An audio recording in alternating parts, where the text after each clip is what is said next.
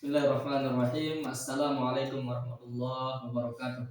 Perkenalkan, nama saya Ahmad Khalil Tajwani. Saya mahasiswa aktif Perguruan Tinggi Universitas Islam Negeri Mataram semester 3 di Fakultas Tarbiyah dan Keguruan Program Studi Pendidikan Bahasa Arab. Tujuan saya membuat video ini sebagai sarana untuk menyelesaikan tugas perkuliahan yang diberikan oleh dosen pengampu pada mata kuliah Akhlak Tasawuf, yang dimana beliau memberikan tugas untuk membandingkan kelebihan dan kekurangan dari beberapa jurnal dengan jurnal utama yang telah diberikan, judul utama yang telah diberikan oleh Bapak dosen pengampu. Di sini adapun judul yang relevan dengan judul besar saya yang pertama di sini, tasawuf sebagai ilmu dan ajaran Islam klasik. Di sini saya sudah mengumpulkan beberapa jurnal yang valid dengan tema di atas dan sudah saya rangkum.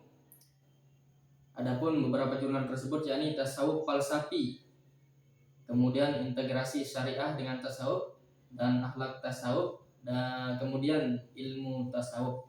Di sini kita akan membahas kelebihan dan kekurangan dari beberapa jurnal di atas. Kita bahas kelebihannya terlebih dahulu. Yang pertama di sini, kelebihan dari beberapa jurnal di atas menyajikan fondasi epistemologis dan genealogi pemikiran sufi dari masa klasik. Kemudian bahasanya ilmiah, sistematis, dan mencakup kajian teks klasik. Maksudnya dari teks klasik di sini nas dan kitab Turat atau kitab-kitab ulama terdahulu. Kemudian menghadirkan tokoh-tokoh utama tasawuf seperti Imam Al-Ghazali, Ibnu Arabi, Rumi, dan Al-Junaid, serta kritik dari Ibnu Taimiyah.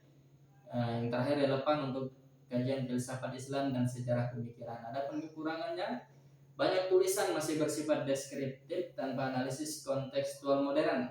Kemudian referensi dominan dari sumber sekunder atau buku teks lama, minim riset lapangannya, kurang menjawab persoalan aktual seperti psikologi spiritual, pendidikan atau sosial. Kemudian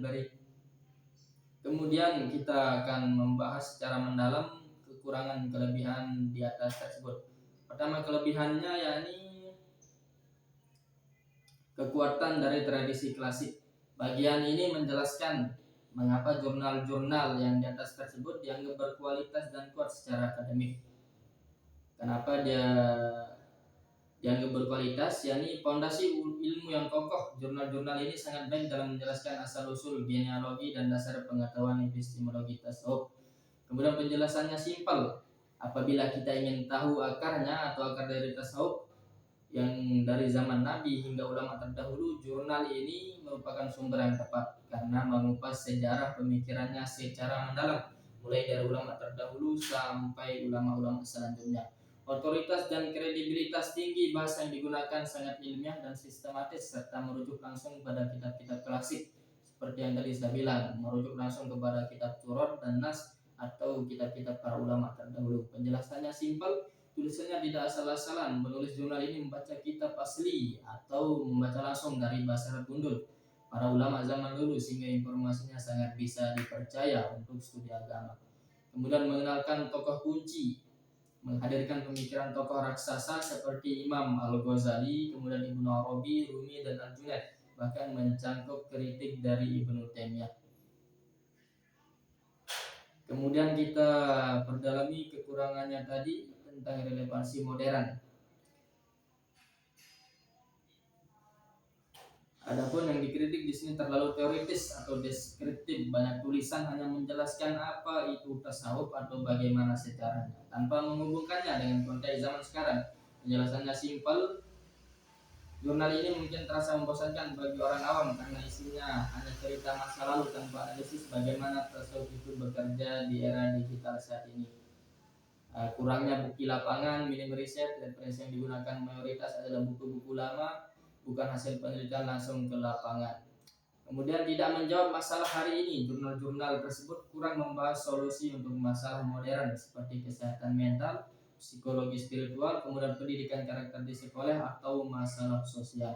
Di kesimpulannya, jurnal-jurnal tersebut sangat kuat secara teori dan sejarah, cocok untuk kita ingin mendalami ilmu murni dari tasawuf.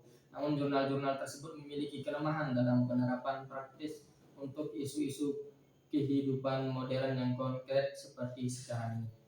Yang dapat saya sampaikan, kurang lebihnya mohon maaf. Semoga apa yang saya sampaikan bisa manfaat dan barokah, terutama untuk diri saya pribadi dan teman-teman yang menyaksikan video ini. Assalamualaikum warahmatullahi wabarakatuh.